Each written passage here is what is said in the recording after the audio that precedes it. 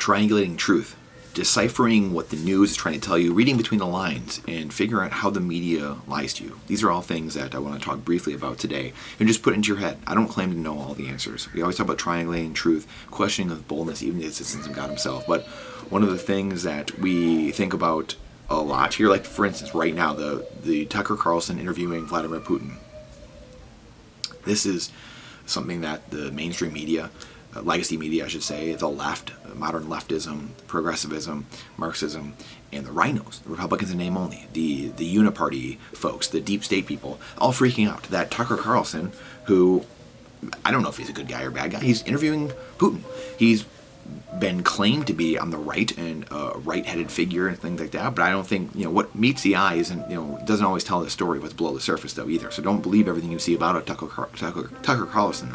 Don't believe everything you see, again, coming from the legacy media. So you have an instance like this, a great meme. You have like Diane Sawyer, Clinton's old aide back in the day, a bunch of these different legacy media journalists that have interviewed Putin in the last 20, 30 years. And that's completely fine. That is journalism. But when Tucker does it, it's not okay. He shouldn't be allowed to come back in the country. I mean, that's what people are literally saying right now. When in reality, from my point of view, those other people were propagandists giving this, place of like, oh, look at he. I mean, even take that out of it.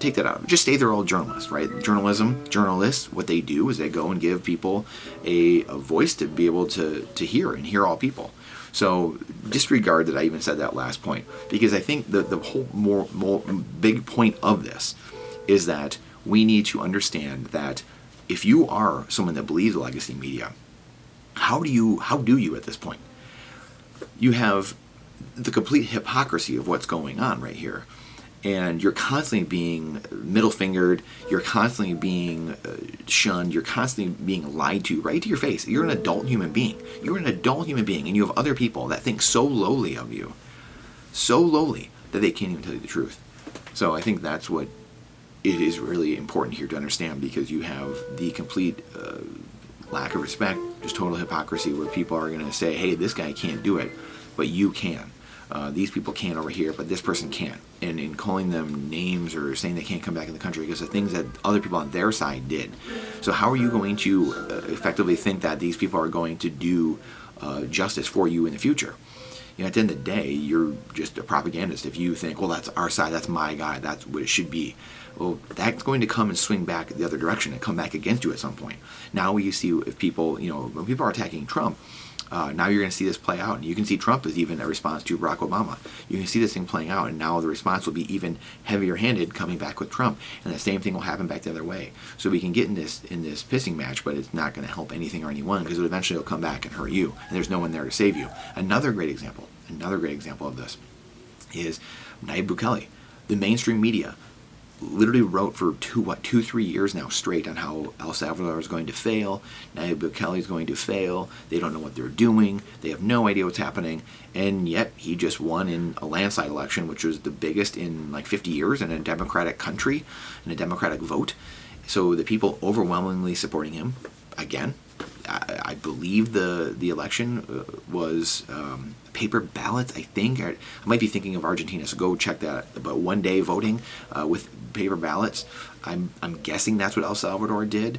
I'm assuming, because I don't know if they have the technology to do it, and using Dominion voting machines, what we have here and stuff like that, which breeds this whole own set of challenges, which Bitcoiners know very well, because Bitcoin is an auditing system. It is a check and balance system. It's all it is. It is literally a ledger of auditing, and when we understand that, and then you juxtapose it with an election system that we use, and there's literally no way to account or audit anything, well, then you can therefore assume that bad things are happening. Again, we need to be directionally correct. We don't need to have all the facts and information to understand if there is opaqueness in the political system, it will be used to slight us. If there is opaqueness and there's funny money in the system, literally in the banking system, it will be used against us, and there will be inflation, and there will be printing of currency and debt that will be handed down to the people to pay. If there's a lack of transparency and a lack of accounting and auditability in the election system, we can therefore assume there will be cheating. Again, I cheated at the game of Monopoly when I was 7 with nothing on the line.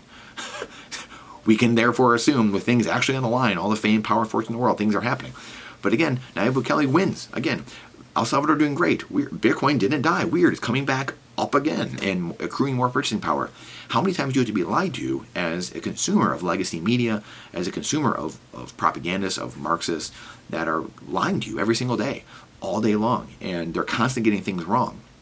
So how can you trust them in anything else?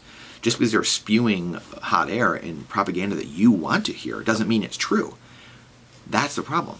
So they're continually telling you bogus information, false information, things that aren't true, and you now, as someone who is listening to that, become less and less intelligent and have less common sense, less awareness of what's going on. This is why we talk about triangulating positions. This is a wake-up call for all people, whether it's people on the right or the left, or no matter who's doing this. You have to understand, if someone's continually getting their predictions wrong, or they're getting the news wrong, or they're doing things that don't make any sense, and we can confirm these things, we need to start looking at our mental models and thinking, you know what, maybe I need to change. Maybe I need to research somewhere else. Maybe I need to look somewhere else.